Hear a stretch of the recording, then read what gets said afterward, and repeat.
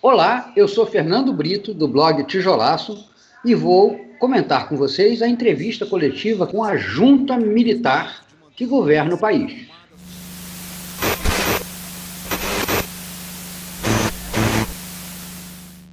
Pois é, creia você, prezado eleitor brasileiro, que você não votou em Jair Bolsonaro, Fernando Haddad, Ciro Gomes, nem no Cabo Daciolo para dirigir o país. Você votou em Braga Neto para presidente da República. Pois o general Braga Neto, hoje na entrevista, apresentou o plano que ele comandará de recuperação do Brasil pós-pandemia. Evidentemente, não tem legitimidade para isso. E o pior, nenhuma única vez o general citou o nome do presidente da República. Apresentou-se como coordenador dos esforços de recuperação do país e num plano mirabolante. Ele estima que esse programa de recuperação pós-coronavírus vai atrair 210 bilhões de capital estrangeiro, capital que não há no mundo onde o dinheiro todo foi se segurar na estabilidade do dólar. E é por isso que o dólar chegou hoje a 5,41. E que vai ter como contrapartida um investimento, vejamos, de 30 bilhões de reais do poder público. Muito menos do que se investiu ao longo da década de 2010 de dinheiro público na economia nacional. E 210 bilhões significa simplesmente 4 anos de investimento estrangeiro nos patamares anteriores à crise do coronavírus, que vão levar esses níveis a 2 ou 3 vezes menos do que haveria em condições normais. Então, está sendo vendido para o Brasil uma fantasia.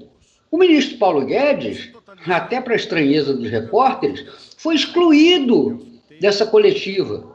O ministro da Saúde, a quem competia explicar as atitudes imediatas para uma epidemia que está matando por dia um avião inteiro de brasileiros, é como se caísse um Boeing por dia, ele apresentou vagos processos de conhecimento para o futuro. Não há resposta prática no imediato e não há resposta plausível para o posterior. O que o Brasil precisará é de um amplo programa de investimentos públicos. Não haverá investimentos privados. Mas, antes disso, o Brasil precisa de legitimidade no seu comando. O presidente Jair Bolsonaro dissolveu essa legitimidade. Quando ele foi para a porta do quartel-general do Exército apoiar manifestantes golpistas pedindo às 5 a intervenção militar com Bolsonaro no poder, ele dissolveu a sua capacidade de agregar as instituições republicanas a qualquer projeto de governo ou de recuperação da economia. Nós temos um presidente em quem não se acredita, nós temos estatísticas nas quais não se acredita. O general Braga Neto, ao assumir informalmente a presidência da República, esqueceu que existe um conceito fundamental para aquele que pretende comandar, que é o de ter legitimidade. A patente do Exército não dá a ele a legitimidade necessária para comandar o país. Todas as suas propostas vão se esboroar na falta de solidez do seu papel. Ele é um nomeado, ele é um escolhido, ele é um representante dos generais de verde oliva e de pijama que estão no comando do nosso país. Eles não têm legitimidade para isso.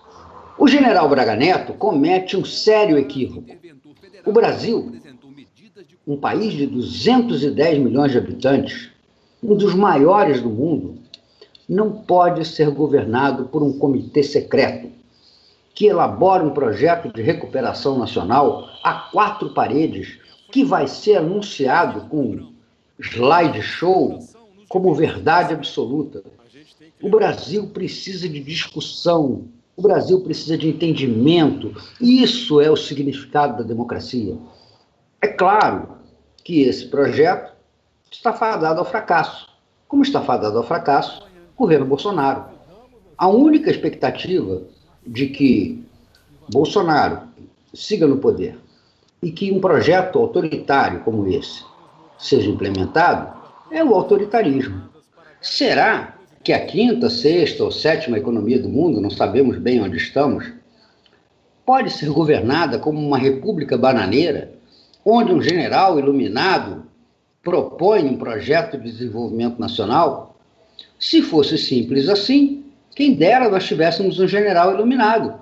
Mas os nossos generais são os generais da obscuridade, que foram convocados e tiveram o tratamento daqueles que eram indispensáveis para a afirmação do Brasil e escolheram o caminho da sabugice, o caminho da escolha de um louco transtornado que lhes facilitaria o acesso ao poder. Jair Bolsonaro é um dano para o Brasil, mas também é um dano para as Forças Armadas brasileiras, que regrediram ao ponto da tutela estatal que ocuparam há 60 anos atrás. Isso é uma falcatrua, é uma irrealidade. O Brasil de hoje não aceita essa pantomima que nós assistimos na televisão, na tarde dessa quarta-feira, onde um ministro militar, embora travestido de ministro da Casa Civil, assuma, sem legitimidade, o comando de um país, mesmo que seja porque o titular do governo está vivendo um processo psicopático. Não é possível que um general, por mais que seja sua capacidade, por maiores que sejam seus títulos de Estado-Maior e de guerra, proponha uma saída econômica da qual a população não tem ciência, da qual os agentes econômicos não têm participação, na qual o país e seus potenciais são esquecidos. Os tecnocratas são como as mulas, trabalham muito, tem de se reconhecer que fazem isso, mas eles são inférteis. Desse ventre, nada sairá de bom. E o Brasil, incrivelmente, estará sujeito a ter, não só na epidemia de coronavírus, como também no que vai seguir a ela, a experiência de viver um desastre sem tamanho.